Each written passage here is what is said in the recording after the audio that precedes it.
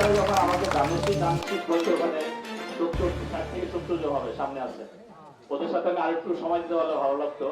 ওরা আমাকে গাড়ি থেকে রিসিভ করছে, তাতে বোঝা গেল যে এই এলাকা আমাদের দামেশিসের পর্যায়টা ভালো আছে আলহামদুলিল্লাহ। আমি যখন বিপি নির্বাচন করি তখন আমি মোটরসাইকেল নিয়ে এই যে চেয়ারম্যান বাড়ির পাশে, মোজাম্মদ বাড়ির পাশে, শরীফদের বাড়িতে মোটরসাইকেল রেখা আমি হাইটে যেতাম, তখন এগুলো হাঁটা ছাড়া উপায় ছিল না, এগুলোতে হেঁটে হেঁটে গিয়ে ভোট চাইতাম আমার কলেজ সংসদে নির্বাচনে।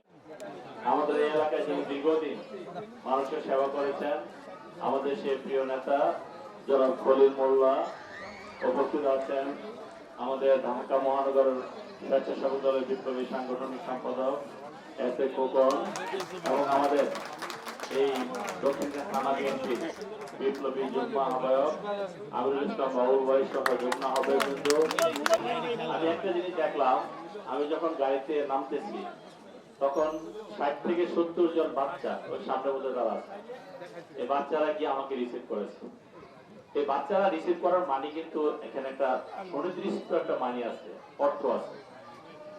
এই সমস্ত বাচ্চারা যখন কোনো প্রার্থীকে রিসিভ করবে বা আপনি যখন কোনো এলাকায় গিয়ে জিজ্ঞাসা করবেন যে তোমার মার্কাটা কি, ওই বাচ্চারা যদি বলতে পারে আপনার তো সে চিনে না, আপনি এতে গিয়ে জিজ্ঞাসা করেন বাচ্চারা, বাবা তোমার নাম কি, তোমার এখানে যে ইলেকশন হচ্ছে মার্কাটা কি, তখন ওর মুখে যে মার্কাটা আসবে আপনি মনে করবেন ওই মহল্লায়, সারা এলাকায় ওই মহল্লায় ওই মার্কাটা ভালো প্রচার হয়েছে।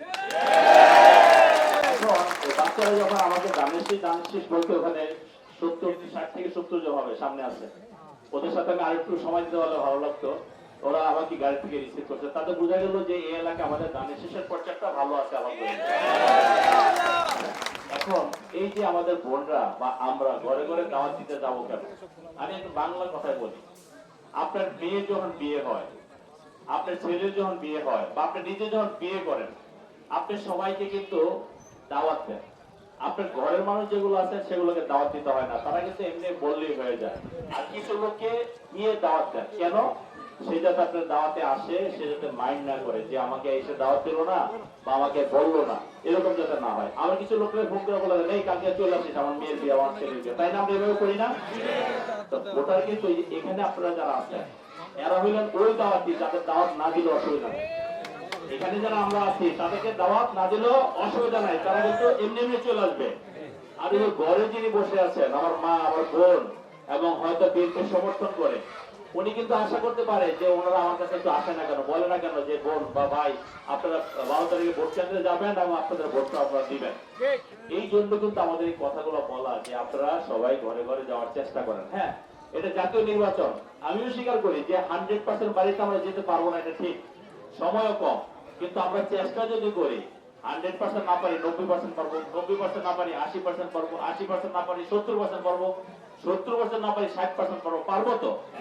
তাহলে এই আমাদের এখানে আমাদের দাওয়াতটা না দিয়া আমরা যে এখানকার কিছু মানুষ ভিন্ন ভিন্ন নেতা, আমরা ভিন্ন ভিন্ন ভাগে ভাগ করে 3 জনের বেশি আমরা দেব না, 3 জন করে ভাগ করে আমরা যাই, তাহলে একটা রাস্তা করতে কয়দিনের সময় লাগে, কতদিন সময় লাগে, তাই না?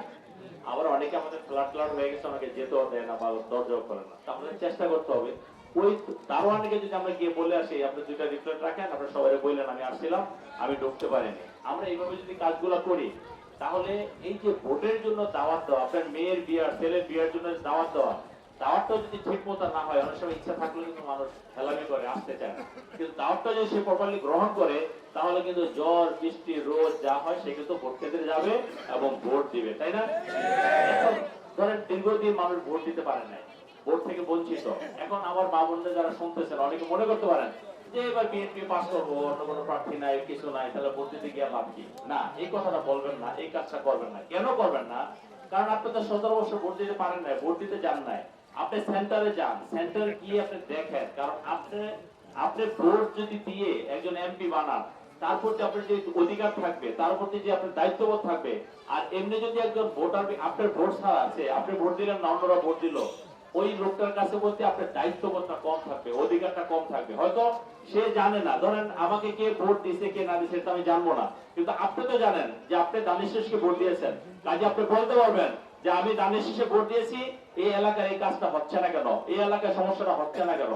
আর যদি আপনি ভোট না দিতে যান, ঘরে বসে থাকেন, পরবর্তী কোনো সমস্যা হলে আপনি বলেন আপনি হয়তো তখন মনের দিক থেকে একটু দুর্বল থাকবেন যে আমি তো লোকটাকে ভোট দিতে যাই নাই, আমার একটু কষ্ট স্বীকার করতে, আজকে এখানে সমস্যা হচ্ছে, আমার কাছে গেলে উনি কি মনে করে বা কি বলবো, বা আমি নিজের সাথে কোনো প্রতারণা করি কিনা, আমি কি বলবো মিথ্যা কথা হলে যে আমি আপনার ভোট দিচ্ছি, আপনি এই কাজটা করেন।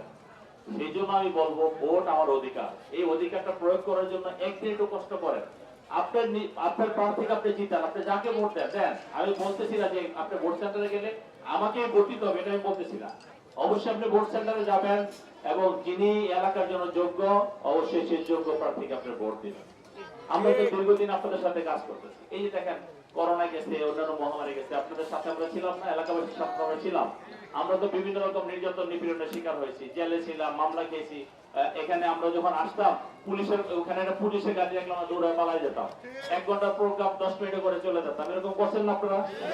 আমরা তো সেই নির্যাতন নিপীড়নের পরও আমরা আপনারা সাধারণ মানুষ আপনাদের পাশে থাকার চেষ্টা করেছি। যদি আপনাদের পাশে থাকার চেষ্টা করি, তাহলে এখন নিজের একটু কষ্ট স্বীকার করে একদিন কেন একটু কষ্ট করবেন না, ভোট দিতে যাবেন না। আপনি একদিন কষ্ট করবেন আর আমি 5 বছর কষ্ট করে আপনাকে সেবা দেবো।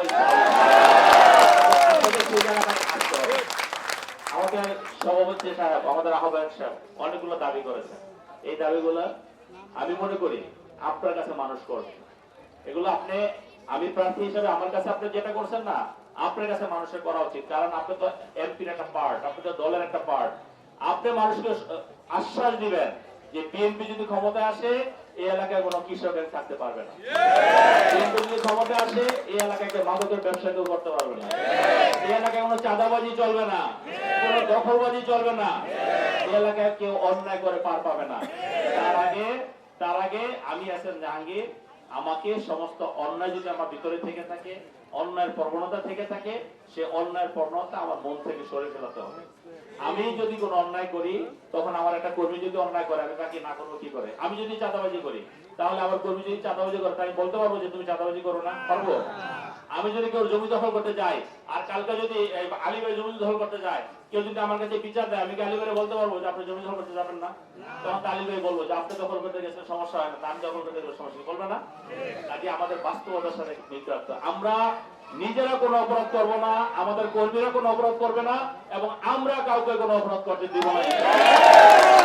একটা কথা মনে রাখবেন, আমি আজকে ওপেন মিটিং এ বলতেছি, এই যে শেখ হাসিনা ফেসিবাদী সরকার কত ক্ষমতাধর ছিল, পুলিশকে যা বলছে তাই করছে, আর্মি কে যা বলছে তাই করছে, অন্যান্য আইন শৃঙ্খলা রক্ষাকারীকে যা বলছে তাই করছে, কিন্তু সে কি টিকে থাকতে পারছে? কেন পারে না? কারণ এই যে মানুষগুলা যারা আপনারা আমার বক্তব্য শুনছেন, এই এলাকার মানুষ, সাধারণ মানুষ আওয়ামী লীগের পক্ষে ছিল না।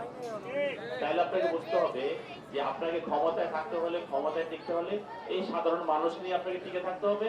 এবং যদি আপনি সাধারণ মানুষের জন্য কিছু করেন, তাহলে জনগণগুলো আপনার পক্ষে থাকবে, আপনি কখনো ক্ষমতাচ্যুত হবেন না। আর যদি আপনি জনগণের জন্য কিছু না করেন, আপনি কিন্তু টিকতে পারবেন না, যে কোনো সময় ক্ষমতাচ্যুত হয়ে যাবেন। কাজে সবসময় খেয়াল রাখবেন, জনগণই সকল ক্ষমতার উৎস, জনগণই সকল ক্ষমতার উৎস। জনগণের কল্যাণে কাজ করবেন, জনগণ আপনাকে মনে রাখবে, আপনাদেরকে মনে রাখবে। এই এলাকায় বিএনপি উন্নয়ন করছে কত সালে? সে 91 থেকে 96, 2001 থেকে 2006। কিন্তু এখনো কিন্তু মানুষ বলে যে বিএনপি ওই করছে সেই করছে। যে কাজটা আপনি করে যাবেন সেটা তো কেউ অস্বীকার করতে পারবে না, পারবে? এই যে এই রাস্তাটা, আপনি রাস্তাটা, যে রাস্তার দ্বারা আমরা বক্তব্য দিচ্ছি, এই রাস্তাটা কারা করছে? এই রাস্তা বিএনপি করছে, এই রাস্তাগুলো বিএনপি করছে। আমি বারবার একটা গল্প বলি যখন দক্ষিণখানে আসি, যে আমি যখন 91 সনে নির্বাচন করি, আমি যখন বিপি নির্বাচন করি, তখন আমি মোটরসাইকেল নিয়ে এই যে চেয়ারম্যান বাড়ির পাশে, মোজাম্মেল বাড়ির পাশে, শরীফদের বাড়িতে মোটরসাইকেল রেখা আমি হাইটে যেতাম। তখন এগুলো হাঁটা ছাড়া উপায় ছিল না, এগুলোতে হেঁটে হেঁটে গিয়ে ভোট চাইতাম আমার কলেজ সংসদে নির্বাচনে। মাদারল্যান্ড 24, মাতৃভূমি, বিশ্ব সংবাদ 24 ঘন্টা।